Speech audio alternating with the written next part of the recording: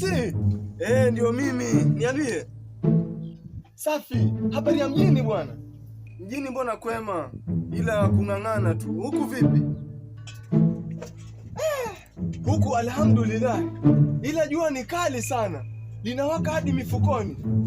Lakini wanasema mgeni njoo mwenyeji apone. Kwa kuwa wewe umekuja, hakuna kitakachoharibika. Hilo ondoa shaka.